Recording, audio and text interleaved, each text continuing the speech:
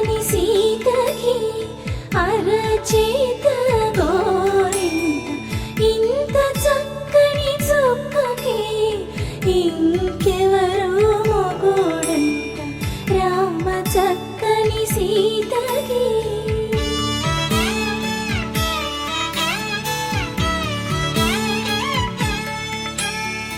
ఉడతవి పునరేలు విడిచిన పుడమియల్లోడు రాముడే ఎడమ చేతను శివుని విల్లును ఎత్తిన రాముడే ఎత్తగలడా సీత జడను తాళి కట్టే